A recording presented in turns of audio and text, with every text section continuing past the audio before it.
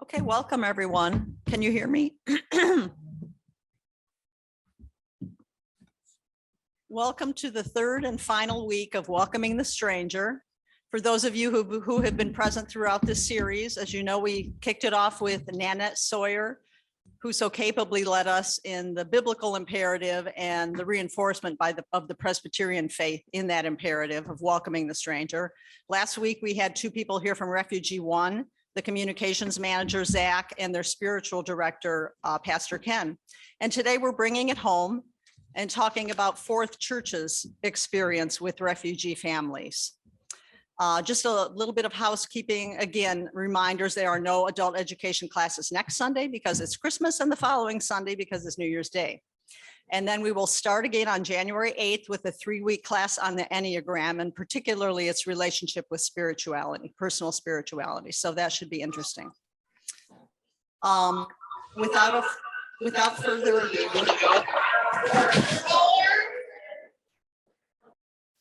further ado, let us pray.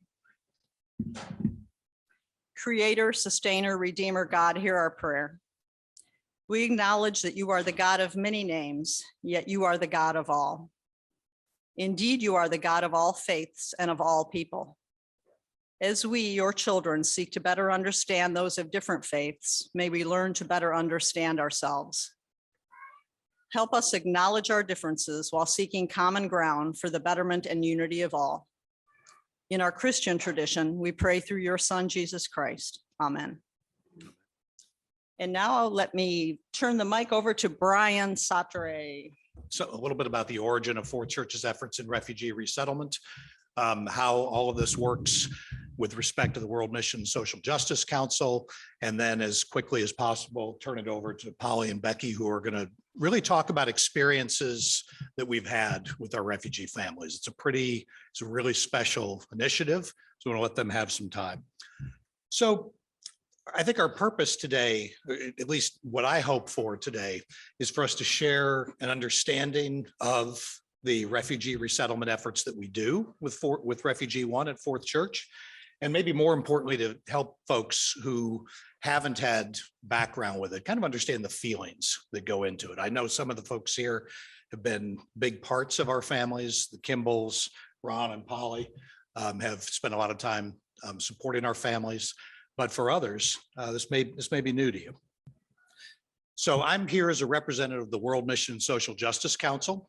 This is one of the chartered councils of session that has responsibility for stewarding Fourth Church's resources in mission and helping engage the congregation in various mission efforts. In our mission statement, we talk about believing that all people are valued as creations of God who have rights to peace, life, liberty, and social justice. So in response to that, we try to engage members of the congregation and other volunteers to help in the community and beyond. So there's a Chicago focus, but there's certainly a broader focus. For example, our refugee resettlement efforts are part of one of our priorities called global mission and partnership networking. There's a variety of different things that fall under that, but supporting refugee resettlement is a key part of that. Our efforts are, I would say, are further supported as a priority of the church by a decision the session made in 2018 to declare Fourth Presbyterian an immigrant welcoming congregation of Chicago.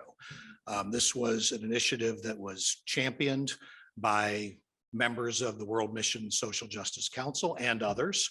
It was brought to session in March of 2018 and was approved. So we declared ourselves at that time to be an immigrant welcoming congregation.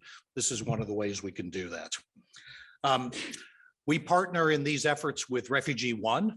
Those of you who were here last week heard from their communications director and their spiritual director about how that works. We partner through them. So you heard what they did. Essentially, what we do is we furnish the family's apartment. We have a mentorship team of anywhere from 6 to 10 people that commits to meet with the family at least once a week, often more, for at least 6 months, Becky will probably tell you it can run a little longer than that. That the relationships that we develop are lasting and permanent relationships.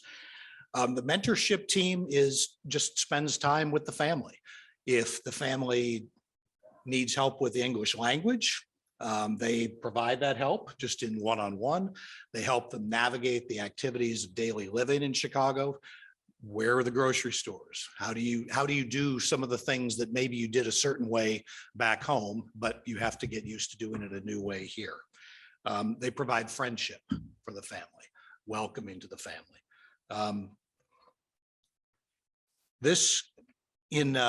In this year's effort, we are currently sponsoring a family, a new family that came to this country in October. We have a team including Polly and Ron and others in the room who are working with that family. We hope with the budget that comes out for 2023 that we will have the funding for a second family, the sponsorship funding, so that we can help another family. But at this point, I'd like to just turn it over to Polly and Becky to talk a little bit about their experiences.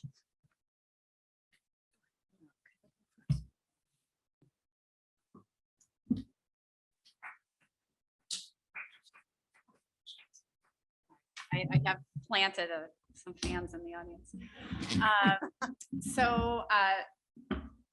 Our involvement as a family, I'm Becky Kimball. It began 6 years ago, and well, I guess actually almost 7 years ago. We kind of came by it in a very organic way. Vicki Curtis at the time had a meeting of anyone interested in welcoming refugees, learning more about it. And at that meeting, we had probably 36 people. And ultimately, she asked me to lead the effort for our first family with those people. And our first family came from Syria. And when you first sign up to be a co-sponsor with Refugee One, you have no choice as to where your family comes from, what their faith is, what their background is, nothing. In fact, you don't learn that for a couple of weeks until about a couple of weeks before they arrive. So we put this all together. We put the apartment together. We were ready for them probably in about 6 weeks. And we got the family. And our first family were the Jalmas. They were from Syria. And I've just prepared some photographs to try to illustrate really and paint the picture for what it's like to be a co-sponsor and what it means to these families. And it's very, very different for every family. But I started with this one. This is Joma and Sadiqa Rostar and John Sher are twins. And this was actually taken when they were still in Syria, or actually at this point they were in Turkey. They were in a refugee camp for a bit. And the reason I found it so stunning initially is the similarities to my own family. And I think that that's what a lot of us who've been involved with welcoming the refugees, we find is that there's some sort of connection to them. And it might be that you connect to one of them because it reminds you of a parent or a sibling or your own children or what have you. But with the Jalmas, it was really interesting because our lives were kind of mirror pictures of each other. They're essentially our age. My husband and I, before we had kids, we traveled all through the world extensively. And even their personalities, Sadiqa and Joma, they're very outgoing. They're very fun loving. They love music. They love to talk. They love to socialize. And it was really easy to picture ourselves when we were all, 20s, in our early 20s, hanging out at a youth hostel or going on a hike together or something like that. And so it was really interesting when we met them because it was like a kind of an extension of that time of our lives when we had been backpackers and they had been living life. Our wedding pictures are very similar. So a lot of times people think that refugees, and is the case with our other families, are, they're straight from refugee camps and they have nothing. They haven't had a very good life. In the case of the Jalmas, they really did. Their life pretty much mirrored ours. Their kids had nice clothes. They had nice clothes. They had homes. They actually had 2 homes. They have professions. Joma was an ambulance driver and Sadiqa was a nurse in a cardiac surgical ward. So they had lives. It's just their lives were destroyed almost overnight by war. Their homes were destroyed. The hospital where Sadiqa worked was really state of the art. It was beautiful. It looked like a luxury hotel on Michigan Avenue. It was reduced to rubble. And the pictures, the before and after, are just stunning. So really, their lives were just taken. They went to a refugee camp in Turkey. Ultimately, took them about 2.5 years to get the paperwork and get all that they needed to come here. And we welcomed them 6.5 years ago.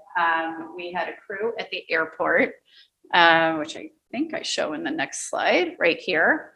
And Polly, we'll see, is these photos. Where's Polly? She's this is welcoming them at the airport. Myself and a few other people were actually at the apartment when they arrived. So there's a welcome meal that we did not share the meal with them because it's a private time for the family, but we made it for them. And just make sure that the apartment is ready. So I was on that end and there was a great team. But what I love here is looking at how young the kids are. This day, we joke about Josh's red shoes and pants because he was so absolutely excited about those, and the kid, and he had these new clothes. So over the years, and I won't dwell too much on them, but it's the story we have a lot of depth in. Oh, thank you. So over the years, we were just very involved in their lives. So right at the beginning, this was I believe that was a solar eclipse back about 6 years ago. That was at the planetarium. We were at the Botanic Garden. We had, and pardon, most of these pictures are of us because I didn't have any from other committee members. But there are little things.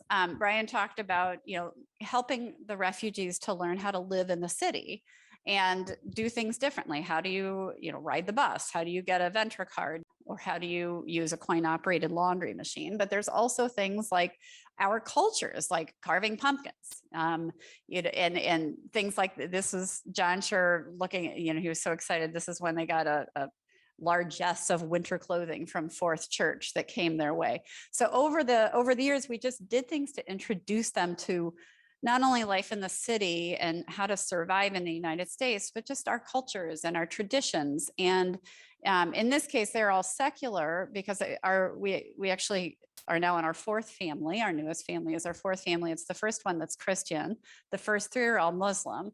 So there aren't any, this is not an effort to try to get anyone to change their cultures or their religions or their spiritual beliefs or their own traditions, but just really to introduce ours. And in the end, important things like the slushy machine at 7-Eleven, never seen such a thing. Very early on, we took them out on the boat on Lake Michigan. And then this is a very funny time during the midst of a really heavy bombing of Aleppo. The Jalmans lost a lot of family, and a lot of them were missing for quite a while. A lot of them were living underground, and they desperately needed money. And so we hosted a kind of a buy-in dinner party at my house where both of them love to cook. So they cooked all of this food, and we had, gosh, I don't know, it was probably 25 people, something like that, around the table. It was great. I wish I had more pictures, but I've got to move on. But anyway, this is what this is from our 5th year anniversary party. At that point, Polly and Ron and our family were really the only ones who were still in touch with them. So we had a nice cookout and celebrated the fact that they were here for 5 years. And you can particularly see, with the kids, just see them growing up, and, they're so little here. Just last month, I helped them both apply to universities. And so far they've been accepted everywhere that they have applied. Loyola, they've been getting some fairly generous scholarship monies as well. So they're definitely on their way. And here's the final, where we stand today. This is actually, so they'll graduate from high school. So this is a little dated, but this is 8th grade graduation. Their first vacation happened this summer. They went out to the White Mountains in New Hampshire and went to Boston and visited some relatives for the first time in Boston. So they saw relatives for the first time. And Sadiqa and Joma are US citizens, and they've actually become citizens. So it takes time, but this is where, you know, it's kind of where everyone is hopefully headed, is finding a really good, secure, happy life here. Both of them, they've been employed the whole time. They have owned 2 cars for the last 4 years. They bought a home the second month of the pandemic. They were able to secure a home loan and actually purchase their own home. So they're homeowners. It's truly the American dream. About a year after we welcomed the Jalmus, we welcomed a second family, and I don't have as many pictures of our subsequent families. The Nagobis came from Chad. They were actually from Central African Republic, but the family had been in a refugee camp in Chad for a while, for I believe a year and a half. Very different situation. And that's, as people welcoming refugees, co-sponsors, you have to be ready for anything. The Nagobis came, instead of having 2 parents and a kind of a stable family, full family of people, primarily 2 wage earners. They came 3 children with 1 mother. The mother was very ill and needed surgeries right off the bat. So there was no wage earner. There was nobody to be able to go out and even earn minimum wage. They spoke no English. They spoke a local dialect and French. Thankfully, Polly is fluent in French, so we pull her in all the time on these. But that was a really difficult case, because if you just do the math, if you have 2 wage earners at minimum wage in Chicago, you can barely make the rent work on this apartment. So their apartment was also, which we don't have any influence over that. It's just Refugee One does the best they can at that time with the landlord contacts that they have. And this apartment was not a nice apartment, and there was no cell phone service, for example, inside. Well, how do you even contact an employer? How do you learn about your hours? How do you do anything if you cannot talk on the phone from your apartment? When Polly and other mentors would go over, there was no way of saying they were at the front door of the apartment because there was no cell phone reception. So I know you had some clever way of getting around that, but there was these challenges that you can't imagine. In the end, we worked with them for quite some time, and we made some great progress. We had another person from Fourth Church who was working with them, got them all in swimming lessons, and just tried to get them to find ways of enjoying Chicago, and hopefully working on English enough that one of the elder children could get a job at a grocery store or whatnot. With the Nagobis, Zubaydah, this is the middle child, and she looks really old here. This one is about when they came. Yeah. Just an absolute, she was all smiles, just a delight. Her younger brother, Ali, was also just really, really smiley. The older child, which we weren't real sure of her age. It was declared as 16, but even the mom didn't know exactly how old she was. So she may have been quite a bit older than that. The mom and the older daughter were quite quiet, but the other 2 were all smiles. And Polly and Zubaydah, right? Yeah, have developed a relationship that they've been keeping in touch, which she may tell you more about. After that, we actually had a somewhat less involvement. This is the Shakur family. These are Rohingya Muslims. They came from Malaysia. These 2 young adults were about 22 at the time. They had been in a refugee camp near Kuala Lumpur since they were children, since they were older children, and they had met there. They had not known life outside of a refugee camp. And sometimes that conjures images of horrible places. I can't say it was necessarily a horrible place. Right now, some refugee camps, the best are in Jordan, one in Jordan, you could mistake it for a village of, they have a main street, they have stores and that, but they run a great range because of course, then there are some others where truly people are in tents and they have to walk half a mile to get jerry cans full of water from a single water source supporting 500 people. So we don't know exactly when you say refugee camp, if, just what kind of a state that was. But these were the most devout practicing Muslims that we've welcomed. And this was a particular challenge because when they came, they had this little guy who was about two and a half or three. They had a 5-year-old who, when we first started working with them, was sick, just short-term illness. She was fine, but it presented issues. So we had to try to teach the mom, this is child's Tylenol. How much do you take? And, little things like that she had never seen. And the mom herself was 8 months pregnant. And so we were actually the person, I don't know if any of you remember Catherine Cole, she was in the choir. So Kate Cole is the one who actually brought this family to our attention. And she kind of led the effort. And she was literally in labor and delivery with the mother when she had her baby that next month. And so I just think that's a classic illustration of you just never know what the circumstances are going to be when you agree to co-sponsor. Their apartment was on the 3rd floor. That doesn't do it justice. The stairs seemed like it was walking to heaven. These stairs were the steepest stairs. And my husband can attest to this because he and one of his friends carried these couches up the back stairs. They lived over a store in Devon, on Devon. And I just can't even describe these outdoor stairs. My friend who had donated these couches, we thought the men were goners for sure because it was just there as they carried these things up. Really small apartment. They had originally lived here for 4 months and they had 1 bed and they had 1 chair. Sometimes not every refugee family gets a co-sponsor and the Ngobes were the same.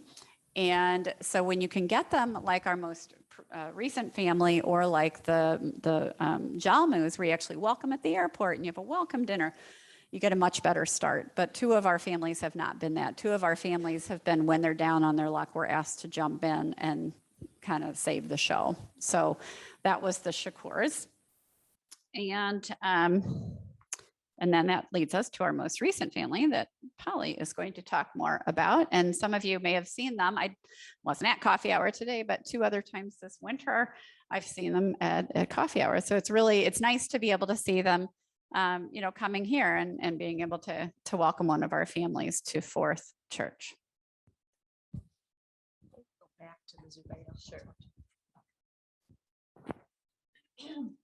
I just want to follow up briefly about the first family Becky spoke about, the Jalmus. They really are a true refugee success story.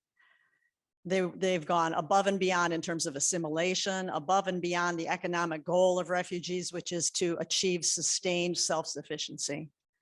So obviously there are a wide variety of families in terms of their economic success or what have you, but we need to keep in mind for all these refugees that their number one goal, which they can achieve here in the US, is to frankly stay alive. They're able to live in an environment here where they do not need to wake up every morning for fear of their lives.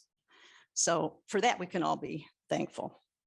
I just want to go back to the second family, which in contrast to the Jalmus is indeed a bit of a different story. Like Becky said, they arrived 8 months prior to Fourth Church helping them. They were not a co-sponsored family. And they came from CAR, which is Central African Republic, where a bloody civil war has been going on since 2012. The father of the family was killed in the conflict. So then 2 years after that, the mother fled with the 3 children to the refugee camp in Chad. And from there in 2016, they came to the US. So it's a very much of a hard luck story. They had a lot of crime and assault and awful things that occurred in the refugee camp. So my main work with the family was tutoring Zubeida, which is this girl. Like when she came, she was 10 years old. And I basically taught her to read. We would meet at least once a week, go to a library, usually because their apartment was a 1-bedroom and it was extremely cramped. And like Becky said, there wasn't even any type of cell service or what have you. So I tutored her for several years, and then we just became friends and we stayed in touch, which has been a wonderful experience. So we take lake walks. I would take her out to breakfast. Here you can see we're in Evanston at Le Peep. And that middle picture, this past summer, we ran the Race Against Hate, the Ricky Birdsong race that takes place every Father's Day in Evanston. And I also enrolled her in the tutoring program here at Fourth for a couple of years because she needed help in math, and I didn't feel qualified to help her in math. So the Zubeida's good luck charm is the fact that, like my friend Donna Sens said, I don't know if she's still on Zoom or not, but it does take a village, and Zubeida is blessed to have extended family here in the US. Her mother has a sister and a sister-in-law. One lives in Tucson, the other in Indianapolis, and the family, and there's actually even one in Evanston who has a child that also helps, a younger girl like in her 20s or 30s who also helps mentor Zubeida. But that's kind of been a godsend because they've spent weeks on end in the summer visiting these people. And I'm sure that they financially support them as well, because the mother has gone from, frankly, minimum wage job to minimum wage job, working doing dishes in a casino to working at a dry cleaner. Luckily, lately, she and the eldest woman have secured employment in the housekeeping at Skokie Hospital, which is under the North Shore umbrella. So at least that's permanent work that they can, bring home a paycheck and benefits. The family is Muslim, as Becky said, and they're not devout by any means, but they continue to adhere. I have never seen Zubeida without a headscarf, for example. So dress-wise, they adhere to it. Diet-wise, they adhere to the tenets. And also they attend the Evanston Mosque from time to time, particularly for holidays. I ask her from time to time if she feels like, just recently we talked and I'm like, well, how are you doing? Are you feeling left out at this time of year because it's just all Christmas? And she said, oh no, I don't feel, I like everything is so pretty when it's decorated. And, I look at it, she said, you have Christmas, but we have Ramadan. So I never felt any bad feelings or she's just totally committed to Islam and staying Muslim, and she seems fine with that. Okay, so if you, Becky, could advance to the Tanos, I will launch into them. Okay. So I want to give a shout out to a couple other people in the room who are also on the team. Of course, my husband, Ron, and Liz Kerman and Meg O'Hara also serve on our 10-person team for welcoming this family to Chicago. The father is Paul. He's the good-looking, tall, charismatic guy in the center there holding the child. And he is originally from the Ivory Coast. His wife, to his left from our perspective, is Flora, and she's originally from Cameroon. The couple met in a refugee camp in Algeria where they lived for approximately 5 years. And their 2 children are Layla, the little girl here, and Tano, who just last weekend we celebrated his 2nd birthday at their apartment. So they're a very personable couple, I find. It seems that Flora is very warm, a good mother. Like I say, Paul is easy to talk to, very friendly, charismatic. I think when he gets his sea legs on, so to speak, he will be successful. They are Christian. Particularly the father is somewhat devout, in my opinion, and it's an African form of Protestantism. He terms it evangelical.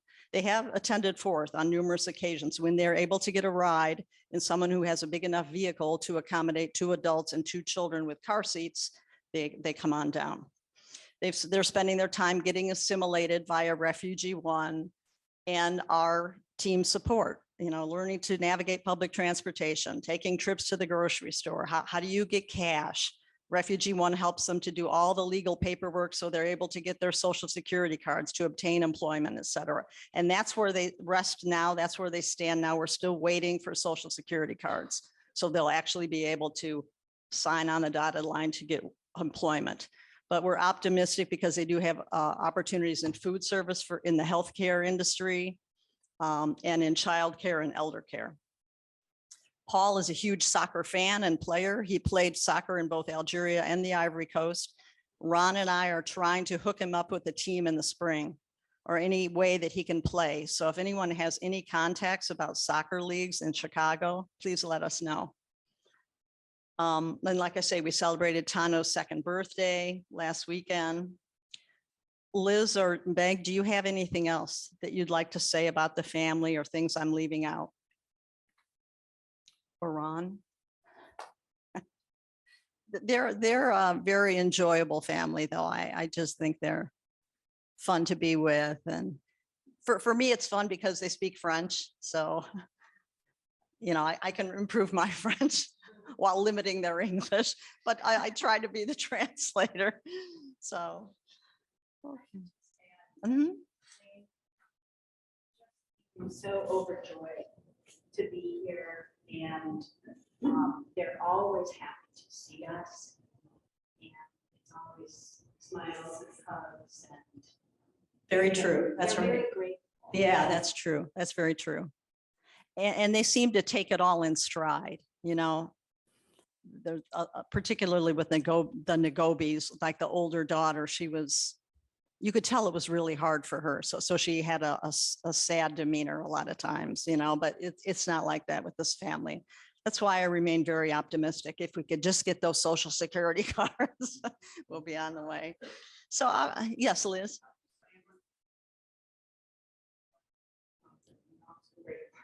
For a family, I will have to say that they did.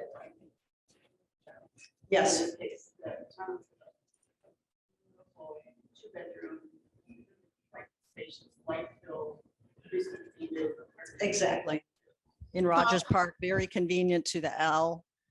And at the end, I'm going to give a shout out to all the people that we need to thank. And one was the moms group that furnished it from head to toe. It was really great. So obviously, I hope that we've conveyed the feeling that our own personal lives have been enriched by being involved with these families.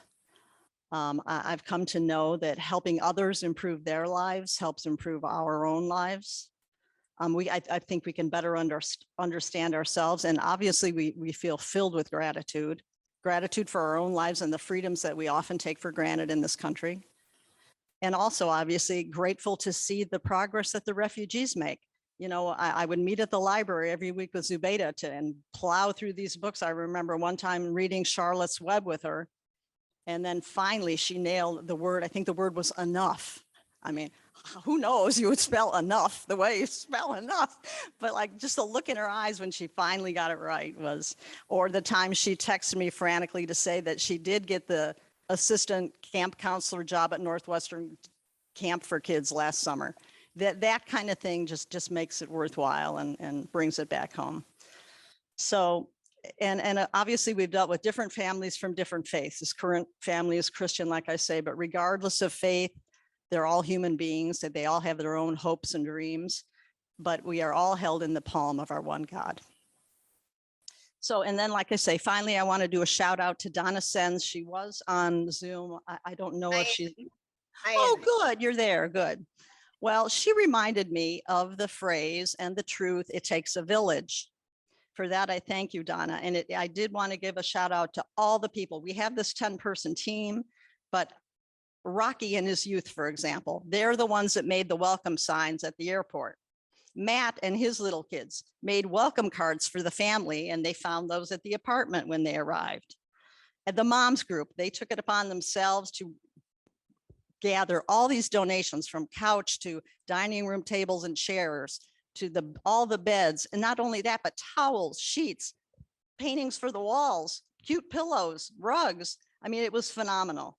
The knitting group and the guild knitted hats, scarves, toys, ornaments, knit ornaments for their Christmas tree that we also provided for them. Women of Fourth donated personal gifts for each member of the family. So I must say I'm proud to be affiliated with such an organization that can, and yes. And so thank you all again. And we have really benefited from Joe Morrow's participation on our team. And I've learned more about Joe than I knew just by spending an afternoon at the apartment with him and the Tano. So it's been great. Thank you for your guidance through thick and thin. Okay, we're going to open it up to questions and answers now. We have a lot of people to respond. We have Joe, we have Nanette, Becky, myself, Brian. So who has questions?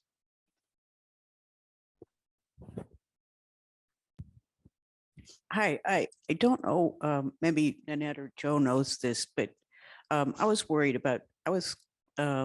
about the political process. In other words, I understand these people come from various countries. So my question is, does the State Department regulate restrict the number of immigrants from any certain country? That's one question. So we can only have so many people from Cameroon, for instance. And the second question is, once they are accepted, do they automatically get a visa which entitles them to Social Security and benefits and all that stuff? So once you have your green card, you get in here, boom, everything is fine. And then they have to apply for citizenship then, obviously, right? Do you know this? I know some of the answers to this. So when the families apply overseas to come here, all of the legal documents that they need, including ultimately the documentation to work, that's all part of the package that Refugee One coordinates, and it's all done together. There are 9 organizations and in the United States that are given the ability legally to bring in refugees from other countries. Under those 9 organizations, there are about 250 to 300 that work under those 9 organizations. So Refugee One is one of those 250 organizations working under one of the 9.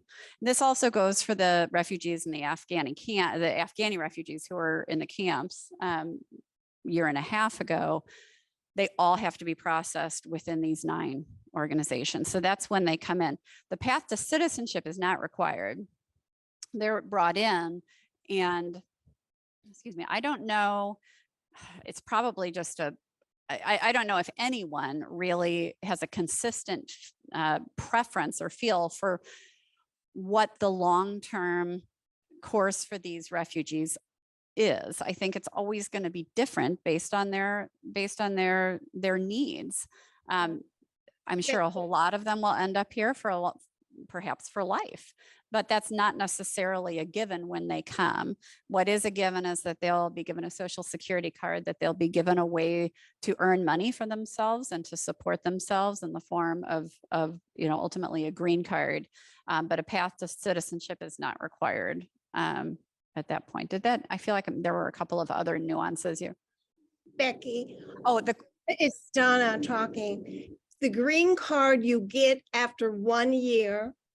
If you choose to become a citizen, that's after 5 years. yes. And you would take the test, and that is the family's choice. Yes, yes. So for example, the Jalmus just became citizens this past June. So that was 6 years that they were here. So as soon as they were here for a while, for that 5 years, they applied for that. And then in terms of the quotas, I have an idea about that, but I'm not certain about it. So I don't think I should address that. I know certain nationalities. Yeah. But I think it's the countries that, will potentially be overwhelming. These are the others. Yeah, I'm not sure. And I think that there's probably some exceptions to that in the case of the Afghanis who literally tens of thousands arrived almost instantaneously in about a year and a half ago. And so I don't know if that's codified into law or not. I don't know too much about that.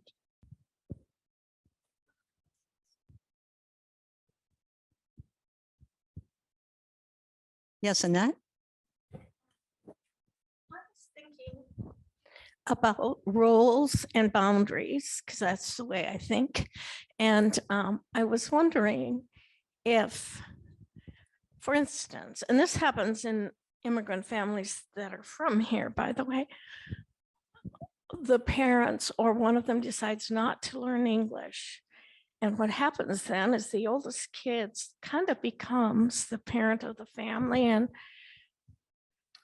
runs into all kinds of trouble with that. And I was thinking in terms of if you can speak English and you have these little kids who just, they absorb languages so quickly and want to learn. I was wondering if they start kind of putting you a little higher than their parent because you can teach them something that's very difficult. And I think those are my questions.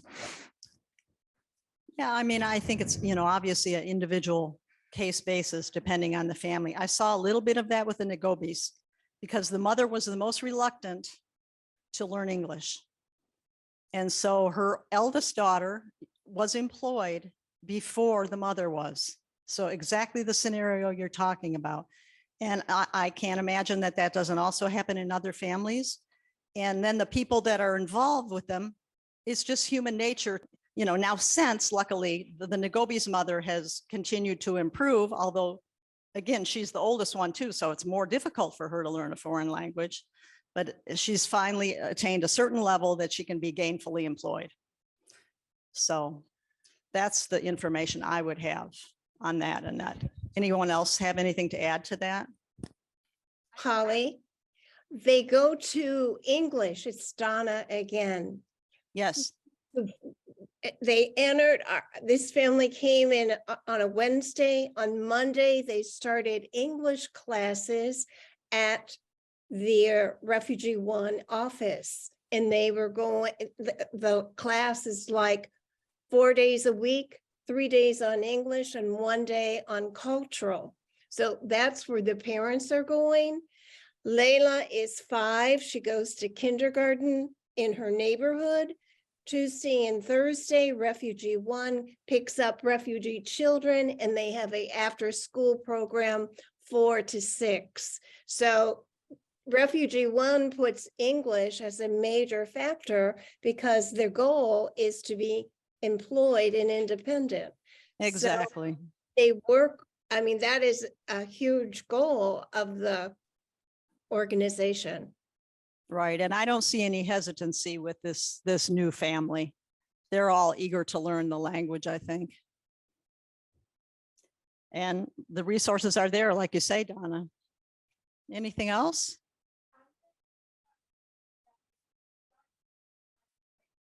Didn't all the English classes didn't fall on the local school or all on Mhm. you. And I wasn't aware of that. So that's great.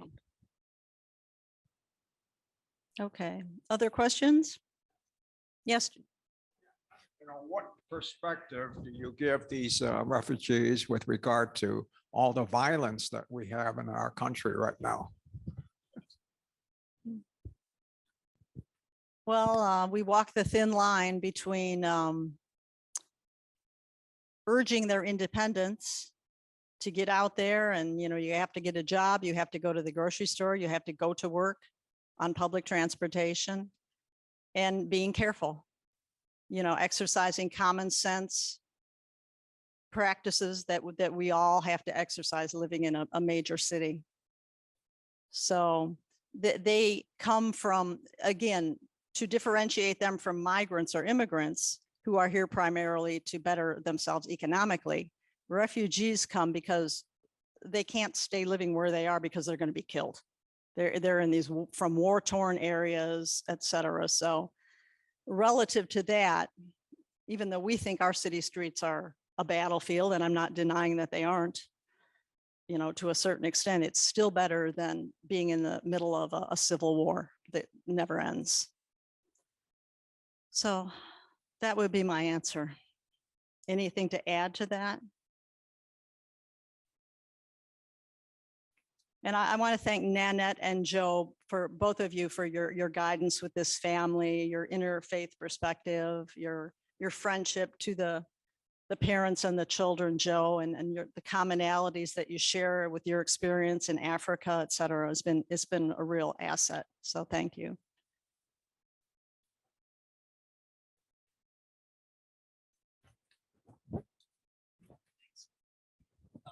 I was going to say, just it's been a real gift to get to know them and to continue to get to know them and begin to build a friendship on some of those commonalities and differences as well.